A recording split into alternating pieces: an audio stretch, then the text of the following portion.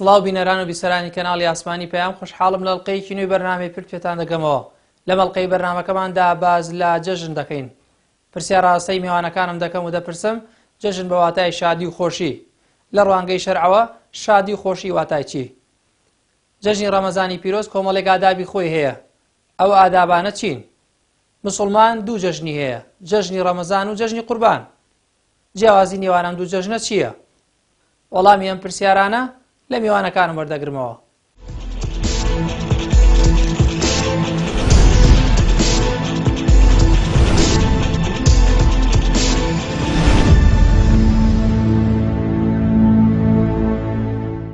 لەگەڵ هاتنی جەژنی ڕەمەزانی پیرۆز سنەتە الله ئەکبەر بکەی. الله أكبر الله أكبر الله أكبر لا إله إلا الله والله أكبر الله أكبر ولله الحمد. بینەرە خۆشەویستەکانی کەناڵی ئاسمانی پەیام، بەگەرمی بەخێرهاتنی جەژنی ڕەمەزانی پیرۆز ئەکەین. خوای گەورە بیکاتەمایی خێر و خۆشی بۆ میلەتی کوردی مسلمان و ئەم جەژنە بکاتەمایی یەکڕێزی و برایەتی و خۆشەویستی نێوان مسلمانان و بیکاتەمایەی گەڕانەوەی عیزەت و شکۆمەندی بۆ دینی ئیسلام. زۆر خۆشحاڵین بە هاتنی جەژن. لە پرسیارەکەی بەڕێستان جەژنیانی چی؟ جەژنیانی فەرحەت و خۆشی دەربڕین. هەموو گەلوونەتەوەیەک جەژنێکی تایبەتی خۆیان هەیە، بەڵام دروستیان کردووە، بەندەکان دروستیان کردووە و دایان ناوە. بەڵام جەژنەکانی ئێمە جەژنی ئیسلام خوا کردوێتی بە جەژن، بۆی دیاری کردوین. وفرموویەتی ومن يعظم شعائر الله فإنها من تقوى القلوب. هەر کەس شعائری خوا، پەیامەکانی خوا بەرز و پیرۆز ڕابگرێ، ئەوە خاوەنی تەقوا و دڵێکی پڕ لە خواترسی و خاوەن تەقوایە. بۆیە جەژن ئێمە کە دێت بەسەرمانە ئەو دوو جەژنەی ئیسلام، جەژنی ڕەمەزان عید الفطر ینی جەژنی دەمکردنەوە کە لە خواردن و خواردنەوە خۆت گرتووەتەوە ماوەی مانگێک، ناونراوە عید الفطر. لە ناوەکەی خۆیان هەر بەوە دەرەکەوێت کە تۆ ڕۆژوو ئەشکێنی، دەمت ئەکەیتەوە ئیتر خوای گەورە ڕێگەی پێداوی، وەڵامی بانگی خواددایەوە لە سەرەتای ڕەمەزانەوە، لە کۆتایەکەشی کە بە جەژن دێت بەسەر مسلمانانە دوای ئەنجامدانی فەریزەیەکی گەورە کە هەر خوا خۆی پاداشتی ڕۆژۆکانمان ئەداتەوە. خۆی فەرموویەتی ئەسەوم لی و ئەنە ئەجزی بیهی لە فەرموودەی قودسیە. و پەروەردگاریش پێی خۆشە ئێمە لە جەژنە خۆشی و شادی دەربڕین و زاڵ بووین بەسەر نەفس و شەهەوات و ئارەزوەکانمانە لە پێناوی خوای پەروەردگارە کە ڕۆژوو عیبادەتێکی نهێنیە، وەکو نوێژ نییە. نوێژ ئەگەر کەسێک بڵێ من نوێژگەرم لە مزگەوتانەی بینی ئەوە ڕاز ناکە، بەڵام ڕۆژوو عیبادەتێکی نهێنیە. چونکە ئەگەر لە بازاڕە لە شوێنێکا کەسێکی بینی وتت فڵان کەس بە ڕۆژووی، ئەگەر بڵێ بە ڕۆژووم خۆ تۆ نازانی ئایا بە نهێنی شتی خواردووە یان نا. بۆیە ئەم جەژنی ڕەمەزانە جەژنی ڕۆژووگرەکانە، جەژنی مسلمانانە، جەژنی لە دایکبوونەوەی سەر لە نوێ، دایکبوونەوەیەکی تازەیە، جەژنێکە کە بەڕاستی خوای گەورە خەڵاتی کردوین. بۆیە مسلمان پێویستە بە تەکبیرە و الله ئەکبەر پێشوازی لێ بکە و دڵسۆز بێ لەم ڕۆژی جەژنی ڕەمەزانە سرور و خۆشی و فەرحەت دەربڕێ تاوەکو بیسەلمێنێ کە ئەم کەسە خوای لە خۆی ڕازی کردووە. گومانی تێدا نییە جەژن و شادی یەکێکە لە شەعائری پەروەردگار و یەکێکە لەو دروشمە دیار و بەرزانەی کە ئەبێ مسلمانان تێکڕا بە ژن و بە پیا و بە منداڵ و بە پیر و بە تەمەنەوە هەمووی ڕێزی لێ بگرێ. جۆرێک لە ڕێزگرتنەکە خوای گەورە فێری کردوین کە ئەفەرمێ وەلیتوکەبیروا الله عەلا ما هەداکم وەلەعەلەکم تەشکوڕون. تەکبیر و الله ئەکبەر و سوپاس دەربڕین بۆ خوای پەروەردگار بەشێکە لەو شادی دەربڕینە. گومانی تێدا نییە ئەو تەکبیرەی کە لە پێغەمبەرەوە عەلەیهی سەڵات وەسەلام مەئثور بۆمان بەجێ ماوە، الله أكبر الله أكبر الله أكبر لا إله إلا الله والله أكبر ولله الحمد. أما أو تكبيرانه كلا روجاني ججن دا لججني رمضان دا كاتيكي دياري كراوي هبوه تا يكم روج دوای نوێژی نیوەڕۆ ئەنجام دراوە. لە جەژنی پیرۆزی قوربانیشدا لە عەسری ڕۆژی عەرەفەوە یاخود هەندێک ڕیوایەتمانەیە فەرمێن لە نوێژی بەیانی عەرەفەوە تەکبیر کراوە هەتا وەکو ڕۆژی چوارەم دوای نوێژی عەسر. شادی دەربڕین ئەبێ لەو ڕۆژە موسڵمان خۆشی و شادی و خەندە لەسەر لێوەکانی بێ. یعنی ئەگەر کەسێکیش غەمبار بێ لەو ڕۆژەدا دان بە خۆیان بگرێ و بچێتە ڕیزبەندی سابیرین ئارامگرانەوە، ناڕەحەتیەکەی نەبێتە هۆکاری دڵناڕەحەتبوونی کەسانی بەرامبەر. واتە شادی دەربڕین بە کردارە بێت، بە زەردەخەنە ئەبێت، بە گەڕانە بێ بەسەر دەرو دراوسێ و خزم و خوێش و خۆشەویستاندا، بە بەخشینەوەی چکلێت و شیرینی و کۆمەڵێ شتی تایبەت لە جەژندان کەوا پێشکەشەکرێت بە شەیدایانی ئەو دوو جەژنە پیرۆزە، ئەبێ موسڵمان ئەو پەڕی شادی بەکاربهێنێت. لكل مقام مقال ولكل مقام رجال. مرۆڤی موسڵمان ئەبێت تەوازن بپارێزێت لە هەموو کات و ساتێکدا. ئێستا خوای پەروەردگار بۆچی چواروەرزی دروست کردووە؟ چونکە ئەزانێت جەستەی ئەم مرۆڤە باشە بەرگەی ئەم چواروەرزە ئەگرێ، بەرگەی وەرزی بەهار ئەگرێ، زستان ئەگرێ، هاوین ئەگرێ، پاییز ئەگرێ، تەنەوعێکی یاوە بە وەرزەکان. شادی و خۆشی و ناخۆشیش لە بەرامبەریەوە مرۆڤە بێ هەڵکا لەگەڵی و بەشێک لە بیر و باوەڕی ئێمە بریتێت لە ئیمان بەقەدر. ئەگەر شتێکمان بەسەرا هات نابێت تێکەڵاوی خۆشیەکانی کین. بۆیە عەرزم کردی کە زۆرێک لە مسلمانان لە سەرانسەری جیهان بە تایبەتیتر کە باسی کوردستانی خۆشەویستی خۆمانەکەین، مەسەلەیەک لە ناومانە باوە باسی نۆجەژنەوە ئەمانە.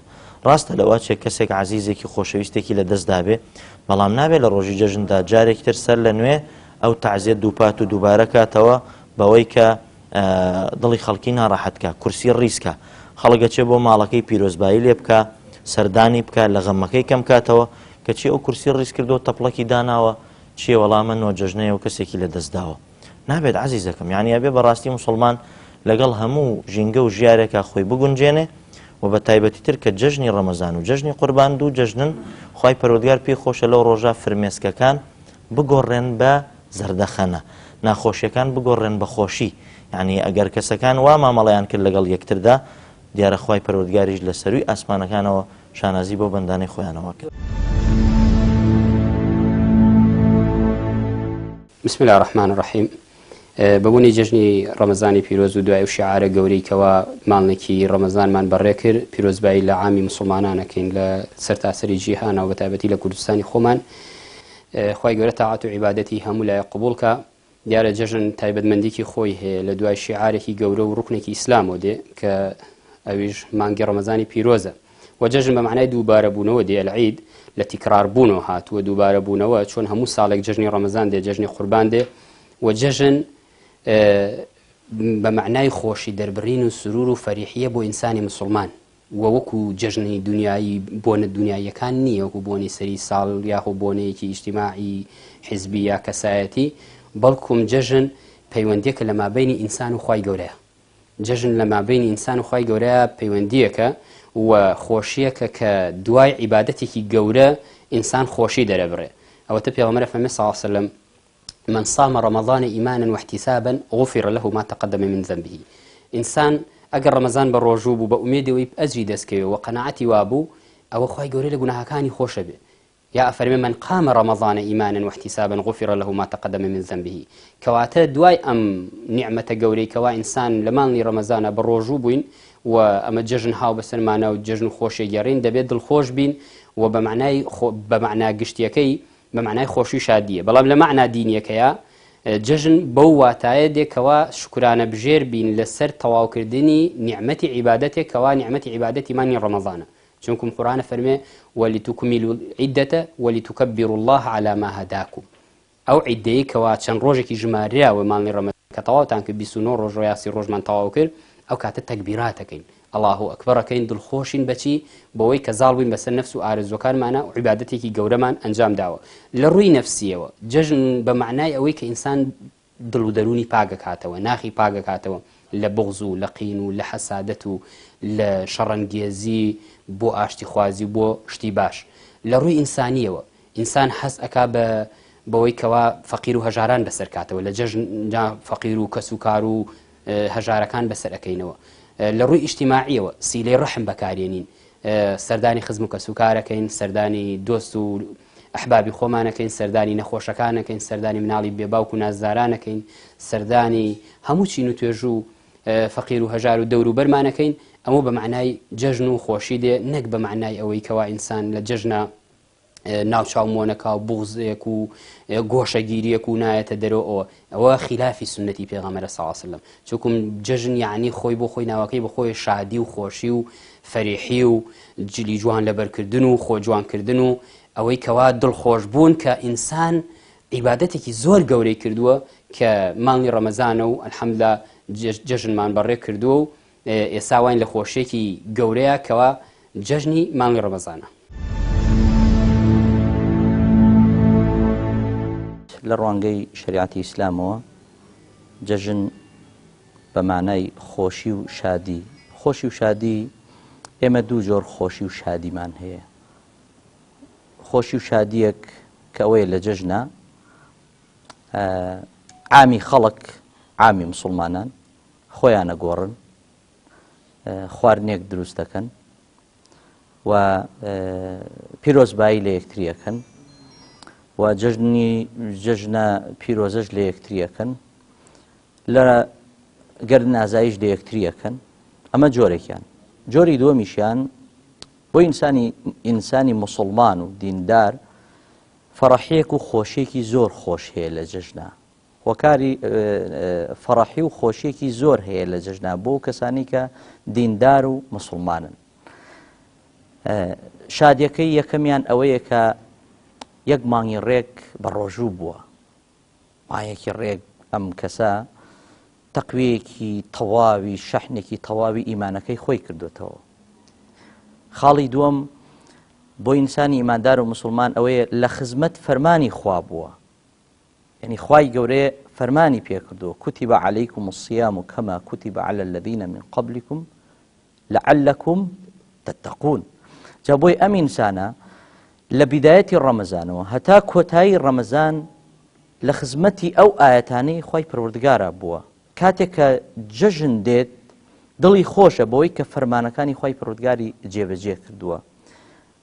خۆشی سێمیش بۆ ئینسانی ئیماندار مسلمان ئەوەیە کە بەڕاستی کە پێغەمبەری خوا صلی الله عليه وسلم دەفەرمێ من صام إيمانا واحتسابا غفر له ما تقدم من ذنبه. یعنی هەر کەسێ مانگی ڕەمەزان بە ڕۆژوو بێ لەگەڵ چی لەگەڵ تەراویحەکانە خوای گەورە لە گوناهی ئەوڵ و ئاخری خۆشە بێ. جا بەڕاستی ئەمە گەورەترین خۆشیەکە بۆ ئینسانی مسلمان کە لە ڕۆژی جەژنە بەدیەکات.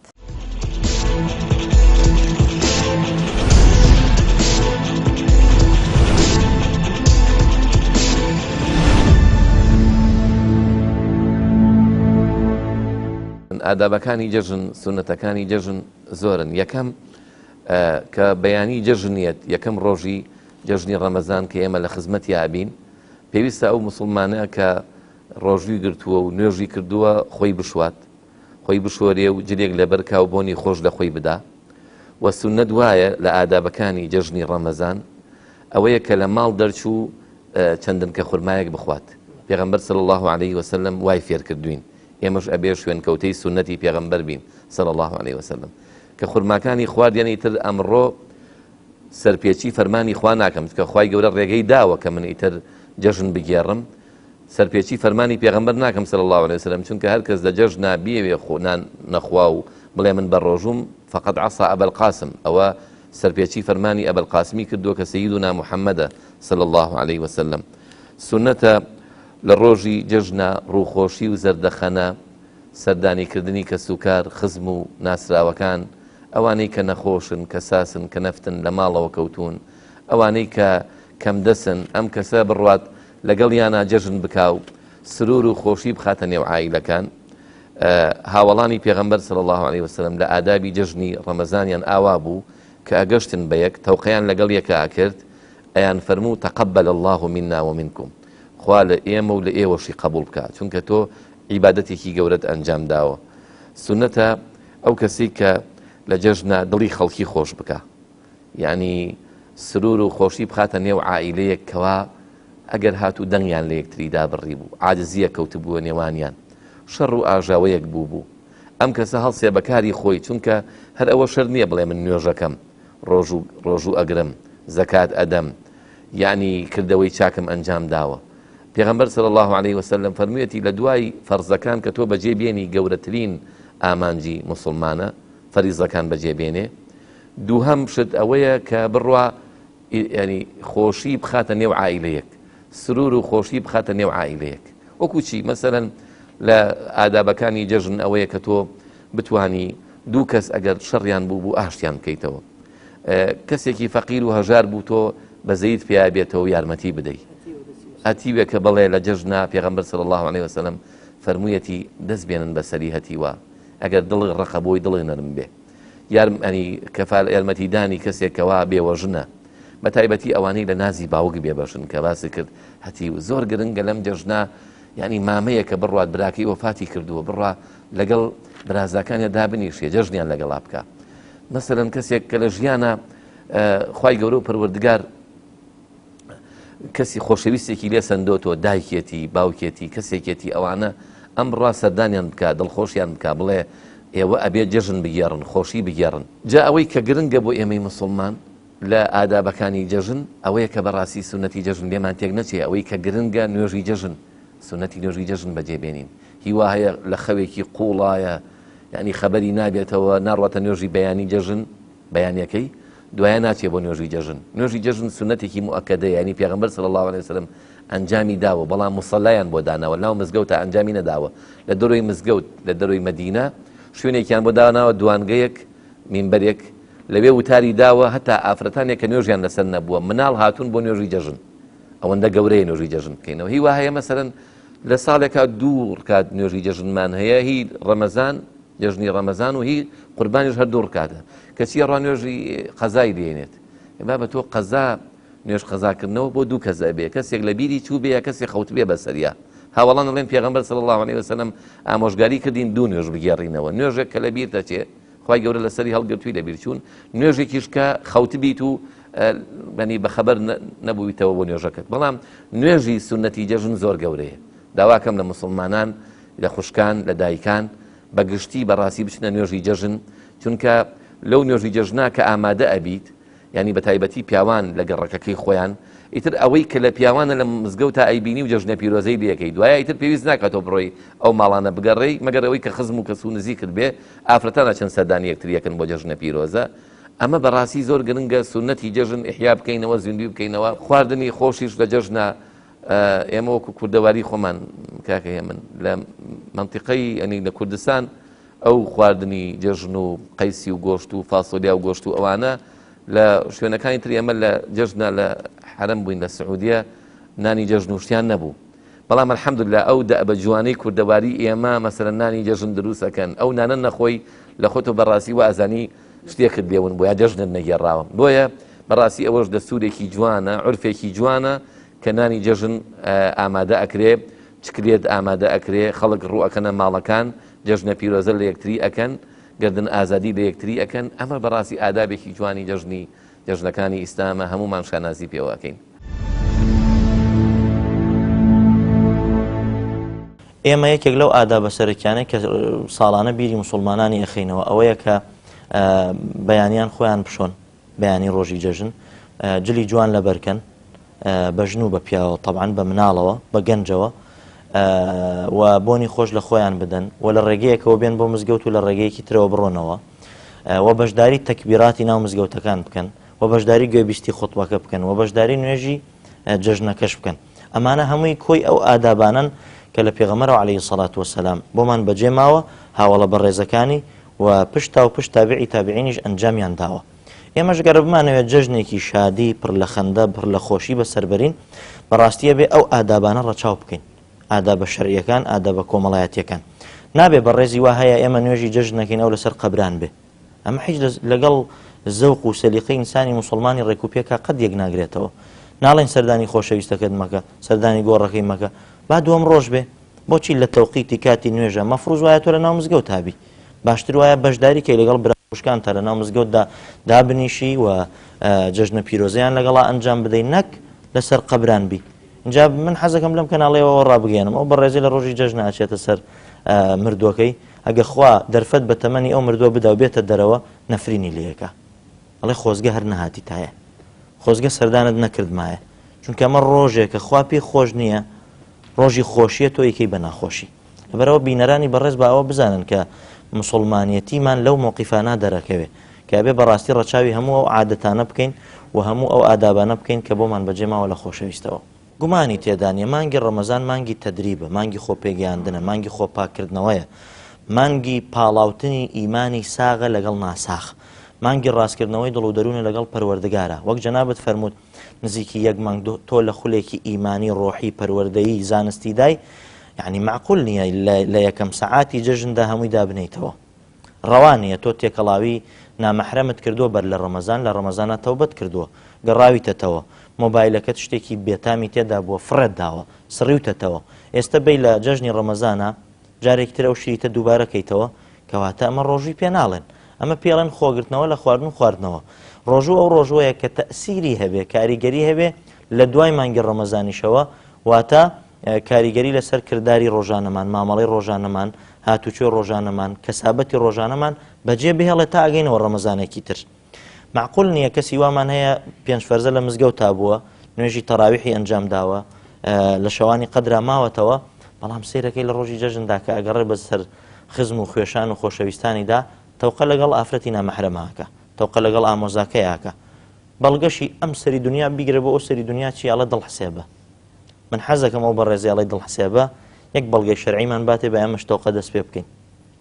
دڵحسێبە مەقسەی لەگەڵ ڕێزمە کەسانی عەشایرە، ئینەمە الأعمال بالنیات، خوای گەورە لەگەڵ نیەتی کەسەکانایە، کەواتە تۆ نیەتت دەیە خۆت تووشی گوناه نەکەی. و پێغەمبەری ئێمەش عەلەیهی سەڵات وەسەلام نەهی لەو جۆرە کارانە کردووە. یان خاڵۆزاکەی ئەڵێ ڕۆژی گواستنەوەی خێزانەکەم دووەم ڕۆژی جەژنە، ئیتە ئەم بەڕێزە گوێ نادا بەوەی فرمێسکی ڕشتووە لە مانگی ڕەمەزانە، ختمی قورئانی کردووە، ئەچێ لە ڕەشبەڵەک و لە تێکەڵاوی نامەحرەمە بەشداری ئەکا، هەرچی کردووە دای ئەنێ، یعنی ئەن تەحبەط ئەعمالکم وأنتم لا تشعرون.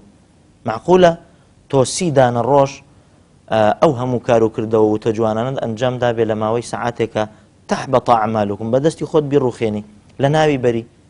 جا وەسیەتمان وایە بۆ هەموو دایک و باوکێکی بەڕێز، بۆ هەموو بەرپرسێکی بەڕێز، بۆ هەموو کەسێکی گەورەی بەڕێز لە جەژنی ڕەمەزانە ئادابەکان ڕەچاو بکەن، بە تایبەتی تر کۆمەڵە دیاردەی ناشرین کە بەدی ئەکەین ئێمە ئەو تەقەمەنیانەی ئێنە ناو کوردستانەوە بەداخەوە، ئەو تاجیرانە حەقە بگیرێن، سزا بدرێن، یعنی بکرێنە بەندیخانەوە، لە بری ئەوەی خرپن بکرێن، لاواز بکرێن، چ لە ڕووی گیرفانیانەوە چ لە ڕووی جەستەیانەوە. بۆچی؟ چونکە ئێمە ساڵانی ڕابردوو بینیمانە بە چاوی خۆمان خەڵکێک لە ڕێڕگەی ئەو تەقەمەنیانەوە چاوی لە دەست داوە، دەی تۆ وەرە هەموو سەرزەوی بدەرەوە بۆ کەسە ئەو چاوەی نایەنێت. ئەی تۆ خۆت بە گوناهبار نازانی، ئەو کەسەی لە سنوورەکانەوە ئەی گوازێتەوە، ئەو کەسەی لە ناو شارەکانە ئەی فرۆشێ، ئەو کەسەی کە ئەی کڕێ، هەمووی تاوانبارە. لەبەرەوە کاتێک کاڵێن تەقەمەنی نێتە ناو کوردستان و جەژنەکەمان لێ نەبێ بە بەژان، بەڕاستیە بێ وریابین. ئادابی جەژن خۆی هەر عیبادەتێک ئینسان کە عیبادە دەکات لە نوێژ بێ یاخود لە هەر عیبادەتێکی تر کۆمەڵە ئادابێکی هەیە یا کۆمەڵە ڕەوشت و ئاکارێکی هەیە. ئادابی جەژنیش کۆمەڵە ئادابێکی خۆی هەیە. یەکێک لەو ئادابانەی کەوا تەمان نوێژی جەژنەوە جەژن سونەتێکی موئەکەدەیە کەوا ئینسان نوێژەکە لە مزگەوتایە لە مصەڵا لە شوێنێکی دەشتاییە، ئێستا بە تایبەتی لە مزگەوتایە کە لە شوێنی مصەڵا کەمترە، ئەوەی کە ئینسان دوای ئەوەی کە نوێژی کرد گوێ لە وتارەگرێ و پاشان خواردن و خواردنەوە ئەخوا بەعکسی ڕۆژی پێشترەوە. ئێمە لە 29 ڕەمەزانە بە ڕۆژوین، بەڵام ئێمڕۆکە چیەکەین؟ ئەخۆین و ئەخۆینەوە خواردن و جکلێت و شەربەت و یعنی مەعیدەمان کراوەتەوە، خوای گەورە ئیزنی داوین بە ئارەزوی خۆمان ئەخۆین و ئەخۆینەوە و پاشان تەکبیراتەکەین. لە جەژنە ئادابی خۆی ئەوەیە تەکبیراتکردنە بەو سیغەیی کە ئەڵڵاهو ئەکبەرەکەین کە خوای گەورە هیمەتی داینێ یا هاوکاری کردین کەوا الحەمدوللا ئیمڕۆ خۆشی و شادی ئەگێڕین، ئەمە یاخود بۆنی خۆش لە خۆدان و جلی جوان لەبەرکردنە بۆ مزگەوت بێ یا بۆ شوێنی مصەڵا بێ، چونکم ناکرێت ئینسان لە ڕۆژی جەژنە جلێکی چڵکن کاتەبەری مەگە کەسێ هەر فەقیر بێ ئەگەنەی بێ. ئینا ئەگەر ئینسان ڕۆژی جەژن کەوا عیبادەتێکی گەورەیە کەرەک و دڵی خۆش بوو دەبێت جلی جوانیش کاتەبەری، دەبێ پاشان خۆی جوان بکات، دەبێ بۆنی خۆش با لە خۆی بۆ ئەوەی ئەسەری ئەم نیعمەتەی پێوە دیار بێت کە ڕۆژی جەژنە. بەڵام بەداخەوە زۆر جار ئێمە ئەو ئادابانە لا ئەدەین، ئەو ئادابانە لا بین کۆمەڵی خلافی تر یا بیدعە و شتی گوناه یەنینە ناوە، وەکو نوێجەژنە و تەعزیە دووبارەکردنەوە و چوونە سەر قەبران و گریان و شیوەن و خۆمۆنکردن و گۆشەگیری و ئیسرافکردن. ئەمانە لە ئادابی جەژنانین. ئادابی جەژن ئەوەی کەوا ئینسان دڵخۆش بێ پێی و و پاشان جلی جوان کاتەبەری بۆنی خۆش با لە خۆی ئیسراف نەکا و پاشان گردن ئازایی کە لە کەسوکار و دەست و دراوسێ و لە مزگەوت و بە دڵخۆشیەوە ئەمە ئادابی جژنە.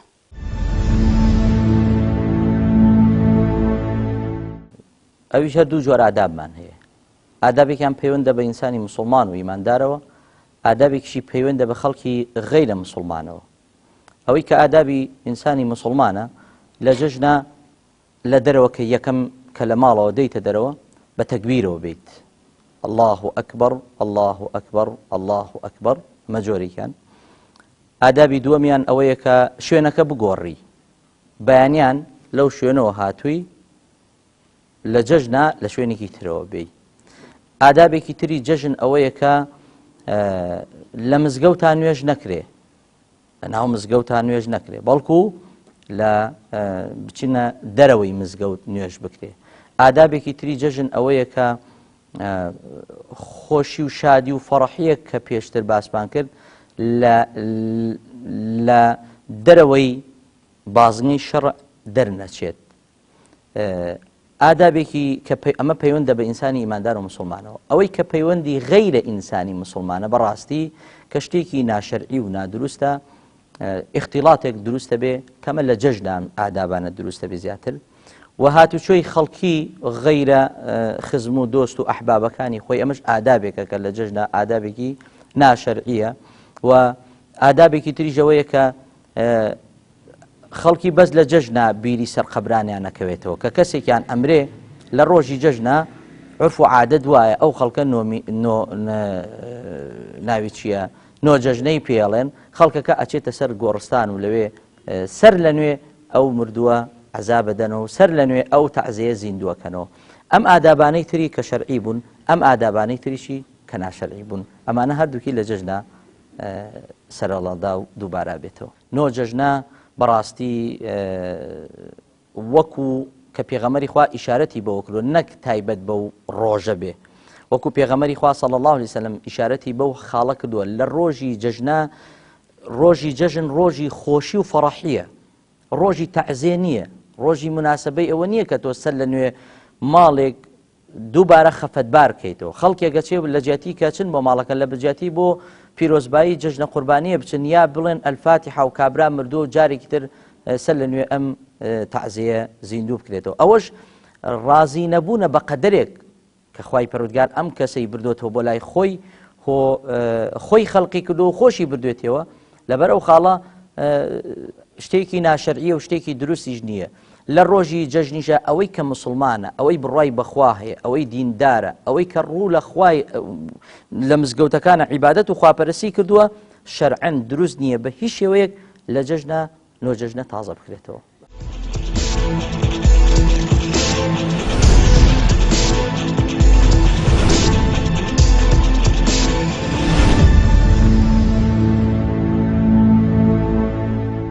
تایبەتمەندیەکانی جەژنی ڕەمەزان لەگەڵ جەژنی قوربانە زۆر جیاوازیان هەیە. جەژنی ڕەمەزان لە دوای یەک مانگ کە مەدرسەیەکی گرنگ بوو بۆ ئێمە، عیبادەتمان ئەنجامدا، ڕۆژەکانمان برسێتی ڕۆژەکانمان، تینوێتی ڕۆژەکانمان، ماندووبوون و زەحمەتێکە کێشاوتە لە دنیا، لەگەڵ ئەوەشا ڕۆژەکەت گرتووە و بەجێت هێناوە فەرمانی خوای پەروەردگار هەر لە یەکەم ڕۆژی ڕەمەزانەوە یا ئەیوهە الذین ئامنوا کتب عەلەیکم الصیام ماندا بەگوێی خەڵکیە. و لەگەڵ تایبەتمەندی جەژنی ڕەمەزان ئەوەیە کە تۆ ئەڵەی بە موسڵمانان ئەمە تایبەتمەندیەکەیەتی، پیرۆستان بێ یەک مانگ ڕۆژوو، یەک مانگ تەراویح، دەشە و زیندووکردنەوەی شەوانی قەدر، خێر و سەدەقە و زەکاتی فیتر کە دەرتان کرد لە ماڵەکانتان. تایبەتمەندی جەژنی ڕەمەزان لەگەڵ جەژنی قوربانە ئەوەیە بە دوای ئەو هەموو ماندووبوونەی ماندوو نابینی ئینشاءڵڵا، بەڵام ئەو هەموو برسێتی و تینوێتیە چاوەڕوانەکەین پاداشتەکەی لای خوای پەروەردگار بەو ڕۆژەوە پێشوازیمان لێ ئەکا خوای میهرەبان. لە کاتی بەربانگە ڕۆژوومان شکاندەوە فەرحەتێک و خۆشی بوو. فەرحەتی دووهەممان هەڵگرتووە لە تایبەتمەندی جەژنی ڕەمەزان ئەوەیە کە بۆ سبەینێ لە قیامەت کە بە دیداری ڕەب العالەمین شاد ئەبین. لەگەڵ جەژنی قوربانە ژیان، جەژنی قوربان بە دوای مەراسیمی پیرۆزی حەجایەت، بە دوای بەجێهێنانی وەستانی عەرەفە، ئیتر لە ڕۆژی دەیەمی ذیلحیجا مسلمانان جەژن ئەگێڕن، حاجەکانیشمان جەژن ئەگێڕن. جەژنی ڕەمەزان تایبەتمەندیەکەی ئەوەیە کە پێغەمبەر صلی الله علیه وسلم فێری کردوین هاتووە بۆ نوێژی جەژن خورمای خواردووە، بەڵام لە جەژنی قوربانە نەی خواردووە. ئەیچی خواردووە؟ گەڕاوەتەوە لەو قوربانی کە کردوویەتی لەسەر سنەتی سەیدنا ئیبراهیم سەلامی خوای لەسەر بێسەر پێغەمبەری خۆمان لە گۆشتی ئەو قوربانی خواردووە، فەرمێتی ئەوەم بۆ بێنن چونکە سنەتە لەوە بخۆم.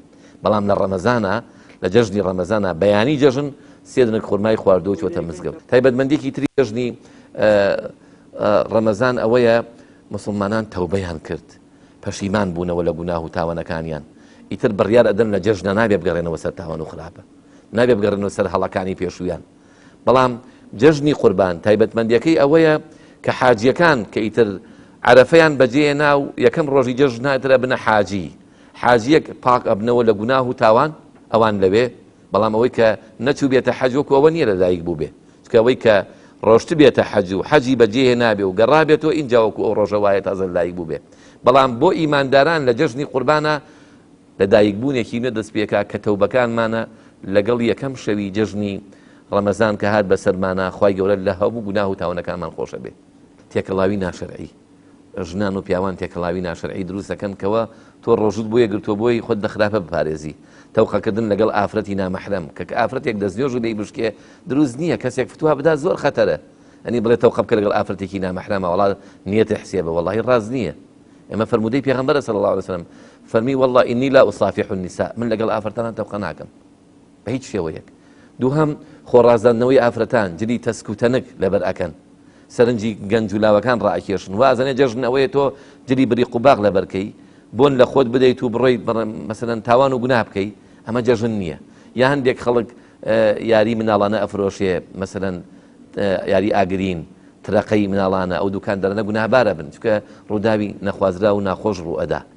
لە ڕۆژی جەژنی ڕەمەزانە ئەڕواتە سەر قەبران. هەندێک لە کەناڵەکانیش داخەکەم کەناڵە ئەڵمانیەکان ئەڕوات دیمەنی ئەو خەڵکانە پیشاندا کە ئەڕۆن بۆ سەر قەبران، وەڵا ئەمە جەژنی گێڕاوە لای کوڕەکەی، لای کشەکەی، لای باوکی، لای براکەی، سوێن بەخوا ناشەرعیە.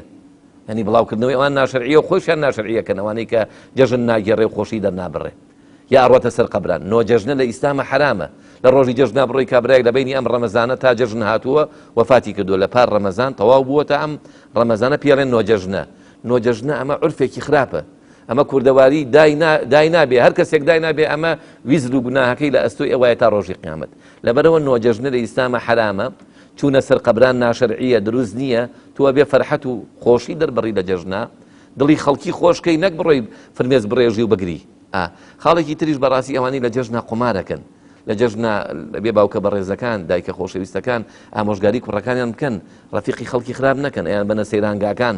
داخەکەم هەندێک کەناڵی ئەمڕۆ کەناڵ و میدیا هەیە، ینی بازاڕی خۆیان گەرمەکەن لە جەژنە لۆتیەک ئەهێنێ مەسەرەن گۆرانی پێ ئەڵێ و خەڵک ڕقسەکەن و سەماعەکەن و ئەوانە جەژن بۆەوە نییە.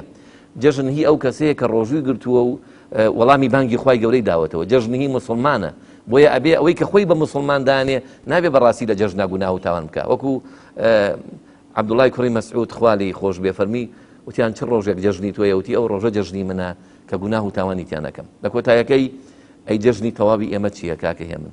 ئەو جەژنە خۆشیەی ئێمە کام جەژنەیە؟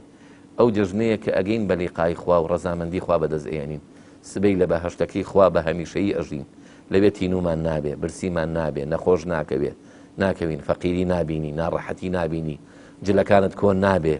خۆشی بەهەشت هەتاییە، بەڵام بینینی ڕەب العالەمین جەژنی گەورەی موسڵمانە نەخوای گەورە بەنسیبمان بکە ئینشاءالله. جەژنی ڕەمەزان جەژنی جائیزەیە، جەژنی قوربان جەژنی تەضحیەیە. یعنی چی؟ ئێمە کە 30 ڕۆژ خولێکمان بینیوە لە ئەخیر ڕۆژی ئەو مانگەدا کە ئەپارڕینەوە لە خوای پەروەردگار گردنمان ئازاد کە لە ئاگری جەهەنەم. ئینسانیش کە خوا گردنی ئازاد کرد و ڕزگاری کرد لە ئاگری جەهەنەم، ئەی خوا بێ خەڵاتێکیشی پێشکەش بکرێ، خەڵاتەکە بریتێ لە جەژنەکە.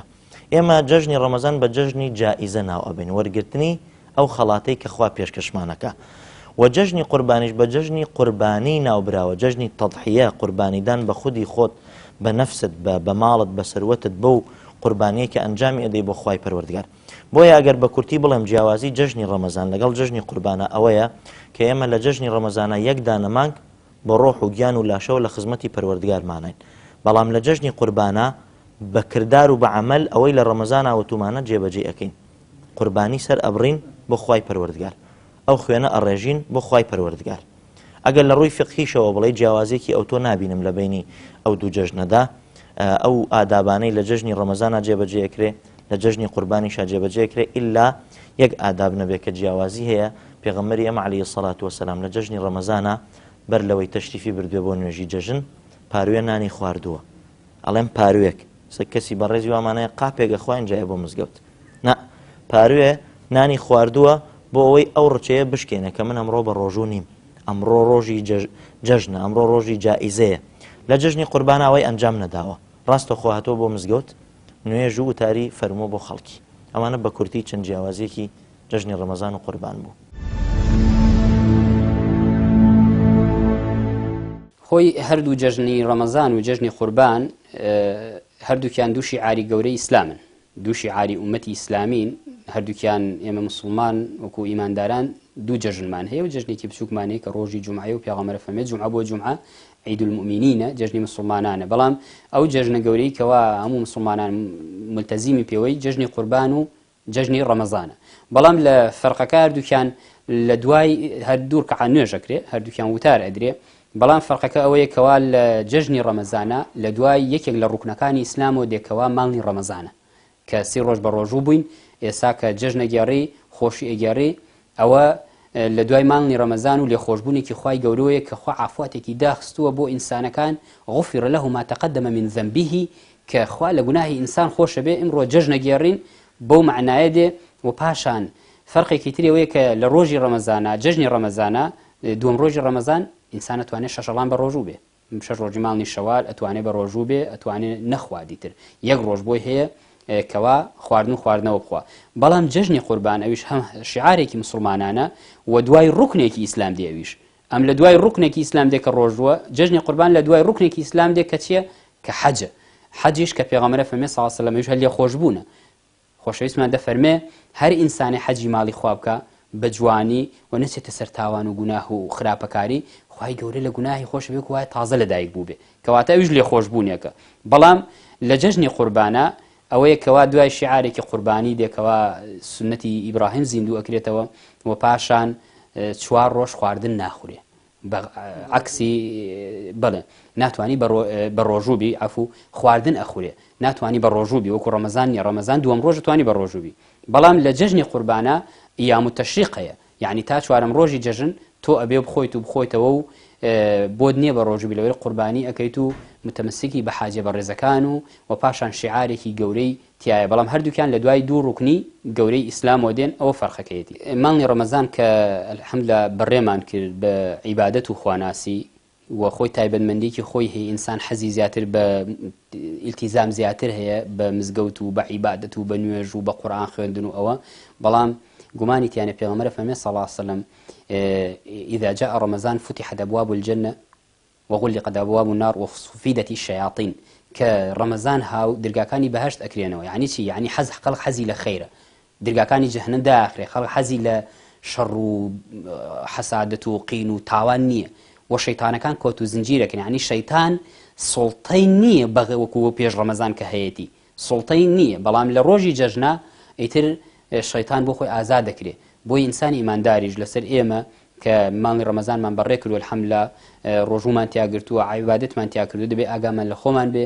بەتایبەتی لە ڕۆژی جەژنا بە هەدەری نەدەین بەتایبەتی لەنێو کۆمەلگای ئێمەدا بە ناوی خزمایەتی و کەسوکار و ئامۆزایەتی تەوقەکردن لەگەڵ ئافرەتی نامەحرەمە بە ئامۆزا و کەسوکاریش بە یاد دەستکردنە مل و یاخود ڕەش بەڵک و گۆرانی و گوێگرتن لە هەنێشت ئەمانە وا ئاکات تۆ ڕەنجی ئەم ماڵەی کەوا عیبادەتمان کردو و نوێژمان کردووە ئیسفادە لێ نەکردبێ بۆی باشترین عیبادەتەوەی کەوا ئینسان ئەسەرەکەی پێوە دیار بێ ئێمەش ئینشاءڵڵا بتوانین لەم جەژنەیە کە ئەسەری ئەم عیبادەتە گەورەمان پێوە دیار بێ کەوا دینداری خواپەرستی بووە و ئێستا ئەسەرەکەیمان پێوە دیار بێ کە لە جەژنایە نەتوە نەچینە ناو حرام و گوناه و تاوانێکەوە کەوا زەرەرمان پێ بگێنێ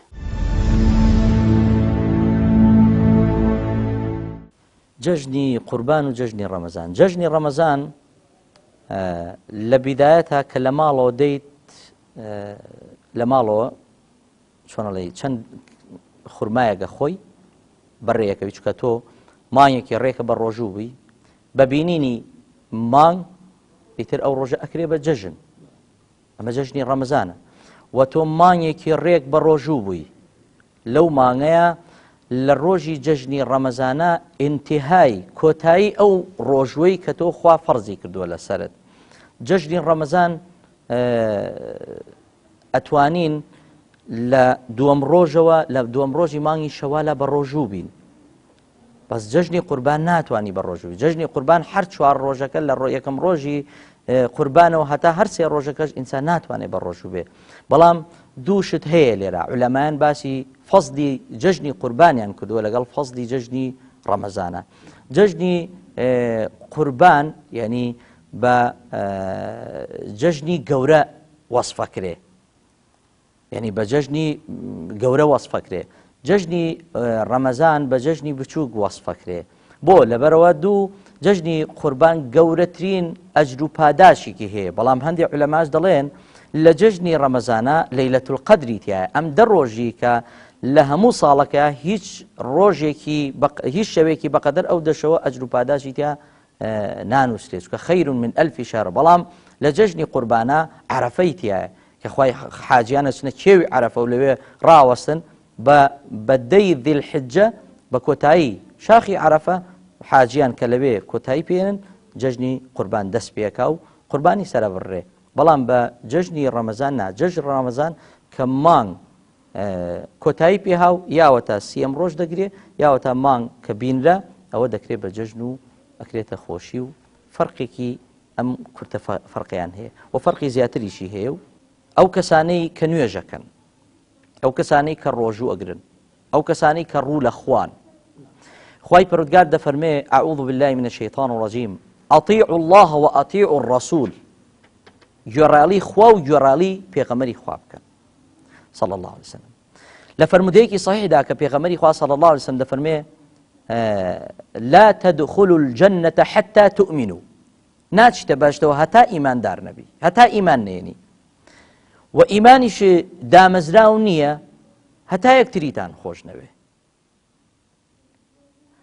ئەجا پێغەمبەری خوا صلی الله عليه وسلم دەفەرمێ شتێکتان فێر بکەم کە خۆشەویستی زیاد کا لە ناو یەکتریدا ئەفشوا السەلامە بەینەکم یەکەم سەلامکردن لە یەکتری ئەمە خاڵی دووەم پێغەمبەری خوا صلی الله عليه وسلم ئیشارەتی بۆ ئەو خاڵە گرنگە کردووە حەج کەسێک لە سێ ڕۆژ زیاتر قسە لە برا موسڵمانەکەی دا ببڕێ عیبادەتەکانی ڕائەگیرێ باشە ئێمە لێرە ئەوە دێتە پێشەوە ئێمە سوژدە بۆ خوا بین ئەڵێن ئیاکە نەعبود و ئیاکە نەستاین خوایە تۆ پەرستین داوەش لە تۆەکەین باشە لەم حاڵەتە ئەگەر ئێمە خوا پەرستین داوای لێخۆشبوونی لێەکەین باشە خوای گەورە ئەمری نەکردو گوێڕایەڵ و ئیتاعی پێغەمبەری خوا بکەین صلی الله عليه وسلم بەڵێ و ئەگەر مسلمانیشین پێغەمبەری خوا صلی الله عليه وسلم نەیفەرمووە بەڕاستی نەیفەرمووە عیبادەتەکانتان تاعەتەکانتان ڕائەگیرێ هەتا وەکو برا مسلمانەکەت ئاژ نەکەیتەوە چ برا بێ چ خوشکیش بێ